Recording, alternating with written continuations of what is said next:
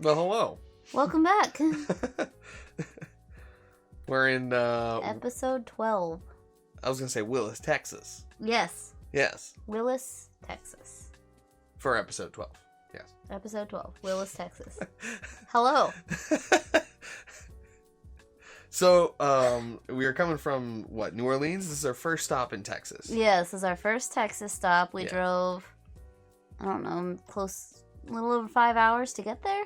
Yeah, this was one of the longer drives, right? This was a longer drive. Yeah. Because we had to drive across the entire state of Louisiana, pretty much. Yes. Once we got into Texas, I think it was 40 minutes over the border. Yeah, it wasn't too far into the border.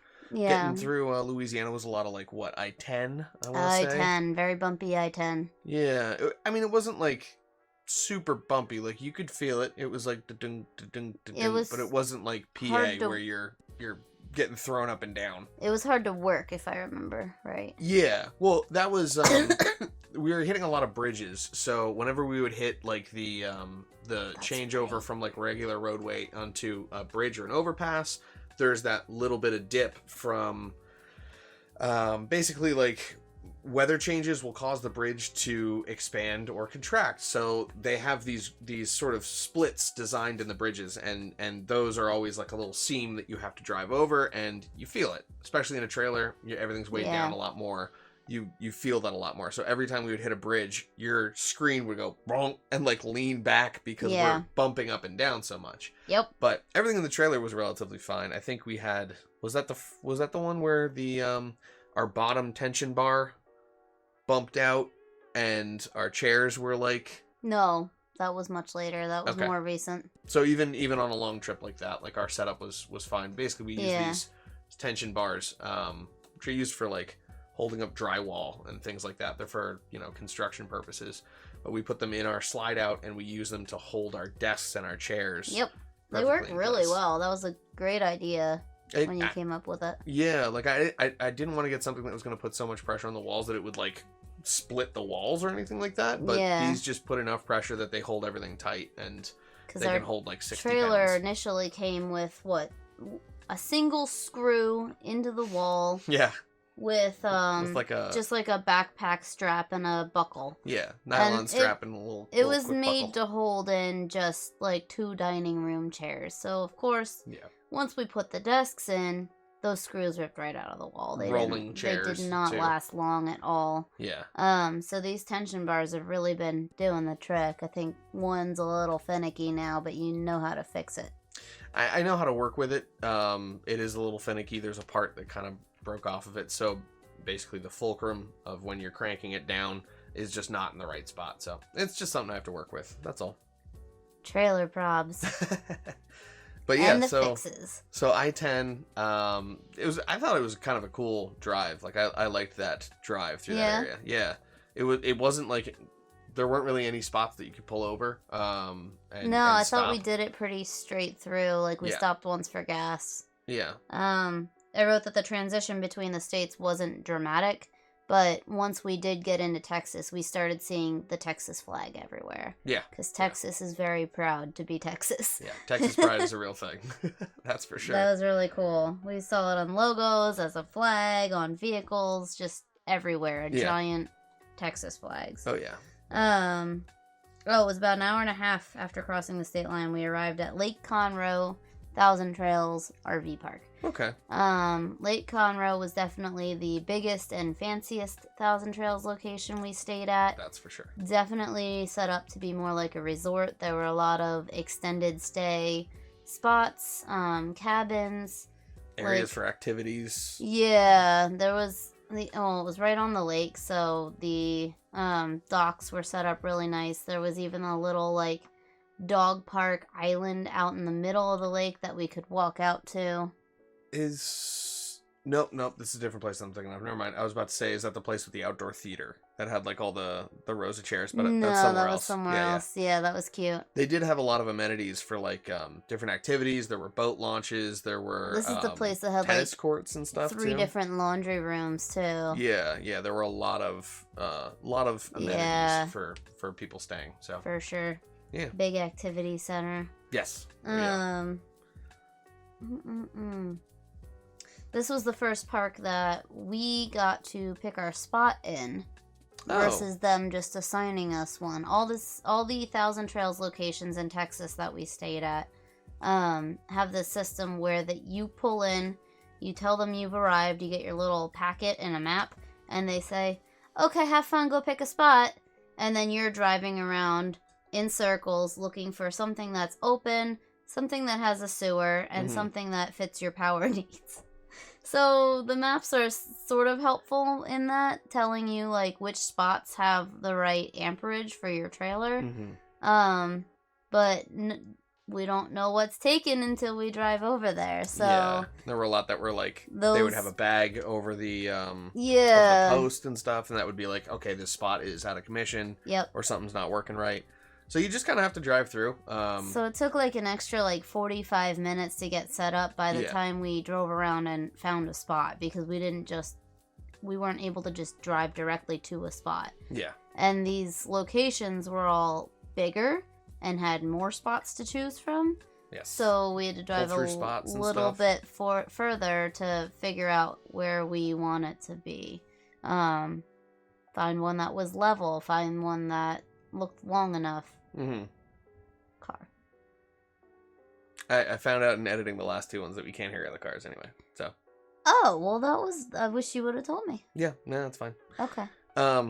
Yeah, so it took us longer to find a spot, but they were pull-through spots, so it was nice and easy to get it into place. That one was, yeah. Yeah, I remember that one. We settled on F23. Yes. And then you either call or walk down to the ranger station and give them your site number so they know where you are. But that was nice. Yeah. I liked that system. Like, there's been a couple since then that we've had that, right? I think that was all of the Texas Thousand Trails. We did that. Yeah. I like it just because if you pull up and they give you an assigned spot and you go to that spot, if it's uneven, if there's something weird about it, if you don't have enough room, if you can't pull into the spot, then you can just go to the next one. Like, you don't have to tell someone like, hey, our spot's not great, like we need a new one, is there a replacement? And then they have to figure it out for you. The only place I would have moved would have been North Carolina. Everywhere else, the assigned spot we had has always been pretty fine. Yeah, they've been good about like picking good spots for us so far. I just kind of like that flexibility though when you first show up. So it's like, oh, that one looks really nice. Oh, we'll be right next to this spot. Oh, I want to fly from there. Like things like that. Yeah. Get to take those into consideration. I think there's positives and negatives. When after driving for so long, I think you get a little tired and you don't want to spend that extra 30 minutes driving around. At least I didn't. That was an extra like stressor for me. Versus you're seeing like, oh, well then we get to pick where we want to be. Yeah. So, yeah. I like open-ended. You know me. Positives and negatives to everything. We didn't really explore this area of Texas much. There was, I think we were only there 3 days. Right. We were gonna go to Houston, but there was some stuff going on. Yeah, because it was Thursday, Friday, Saturday. I worked Thursday, Friday. We were gonna go out Saturday, but there was a Trump rally going on. Huge political rally. And we didn't want to deal with the traffic, and we didn't want to deal with trying to get through, because it literally would have been on our way to Houston. Yeah, I've covered a couple of like political rallies for PBS, and it makes the area swell to like 100 times its size. It would have taken 2 hours to get anywhere, because it was like 15 minutes outside of the campground. Yeah, that's right. It was real nearby. It was like real we could close. Hear the chaos going on. Like, yeah, there were tons of cars nearby. All of a sudden, we could hear traffic, and like before that, it was quiet. You know, it was windy the day that we came in, but it was quiet at least. Kind of.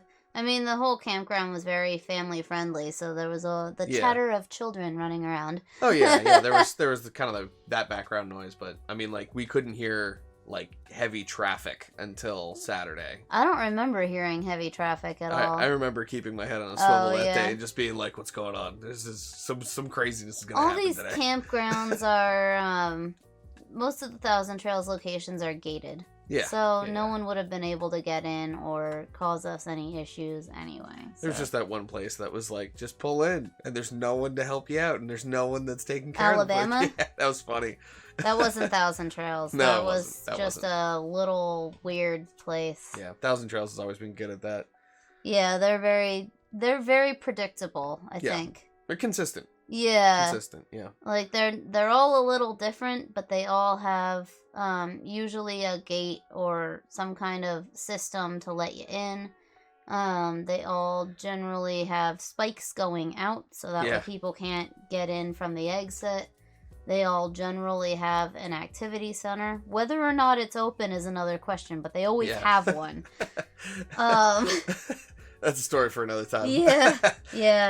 So basically this place was large and beautiful and just a really good vacation spot. Like, I wish we would have had more time here to just relax and enjoy the park itself. But this is kind of the first spot that we did just enjoy the park. Yeah.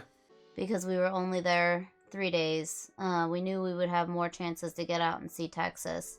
So we did just relax and walk around the park and walk around the immediate area there. I don't even think... Which days did we do that? Was that...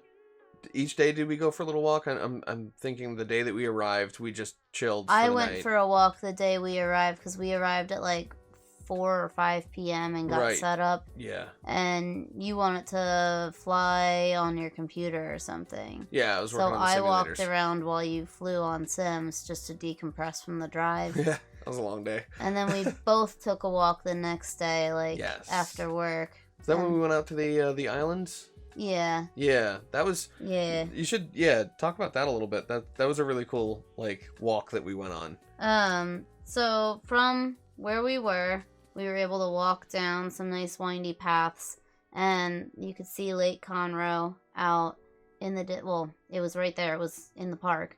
And there were like 4 docks, and the second dock went straight across to like a little island area, and they had it set up with a picnic table and like doggy poop bags and stuff so people could just hang out.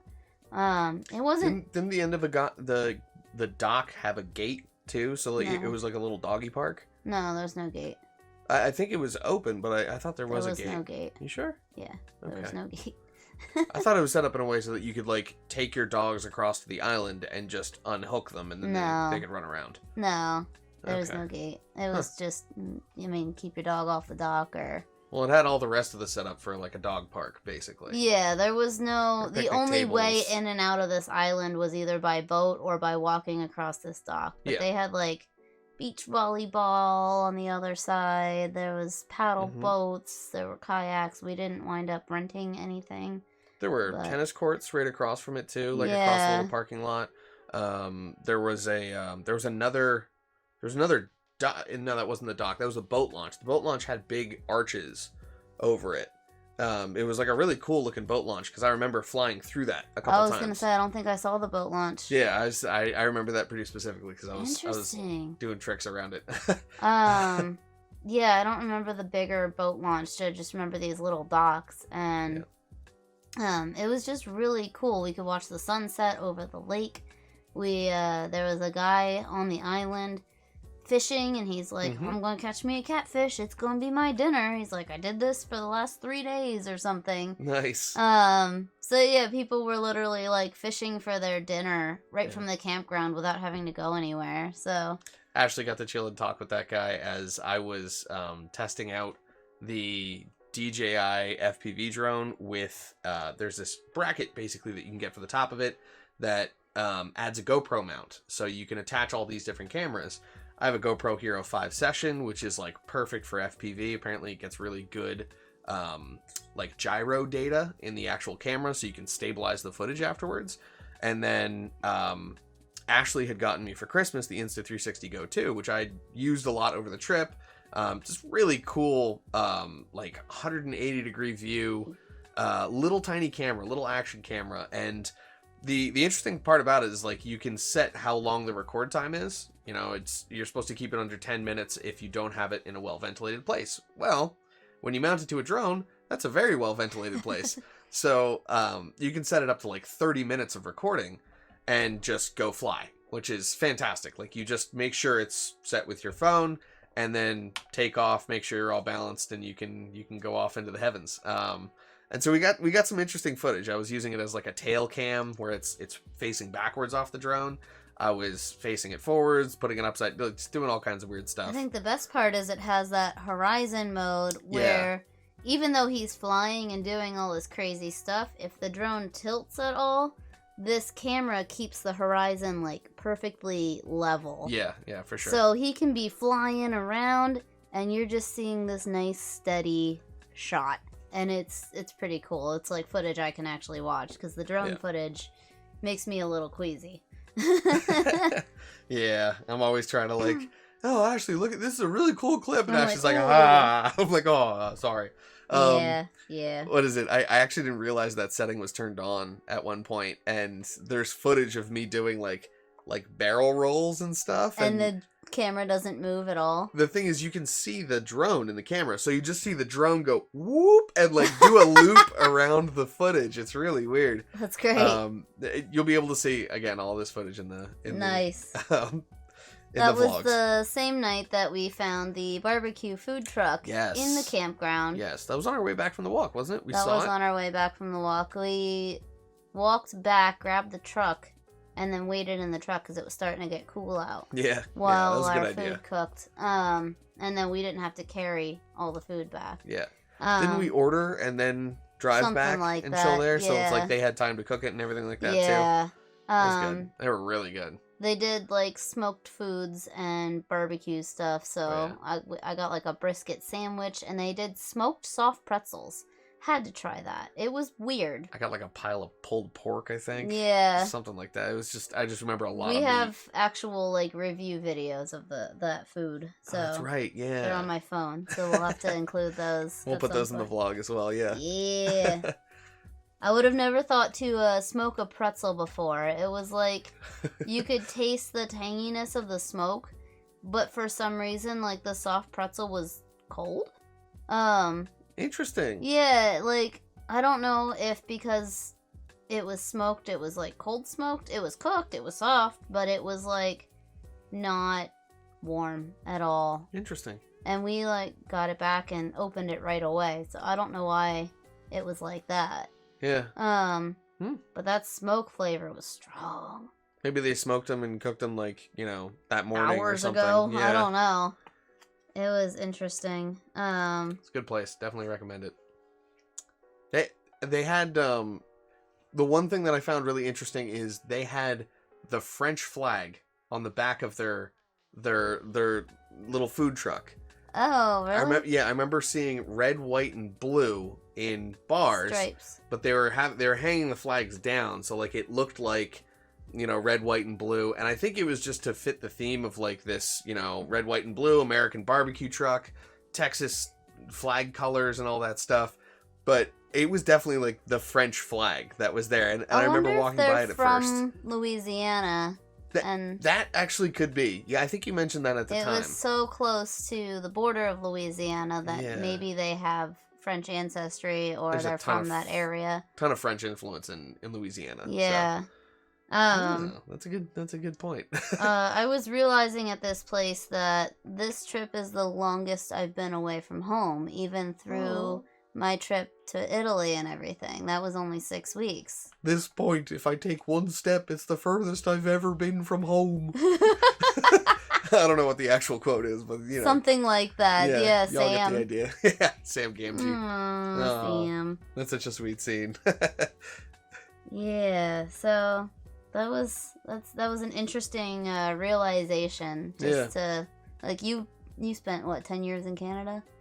Yeah, but I mean, like I would come back and visit home and stuff like that. But you were probably away for more than a month or two at a time. Yeah, I'd be away for 11 months. Yeah. And then I'd come back for Christmas sometimes. But it's been a good adventure. Yeah. So is that it for Willis, Texas? That's pretty much it for Willis. Yeah.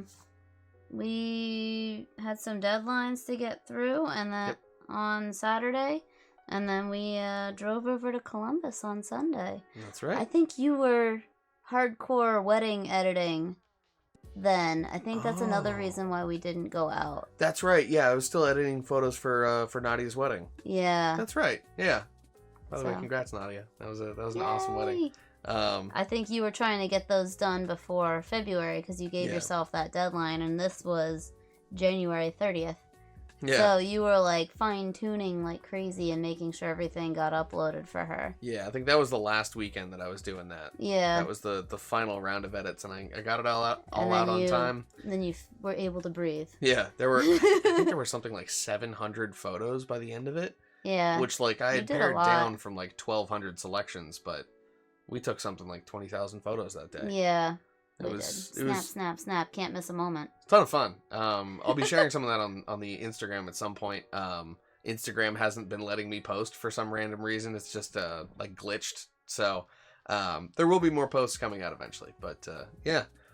Oh, Instagram. Yeah. Anyway, Lake Conroe, Willis, Texas. That we hung out in the park, but it was a lovely park. And if we were gonna be stuck in the park, that was the really good one to be stuck in the park with. Yeah, that was the place to be for sure. Plenty to do, plenty to see without ever really leaving. So it was nice. Yeah. Nice chill introduction to Texas. What's the next spot again? We are then heading to Columbus. We'll see you there. Peace. Peace.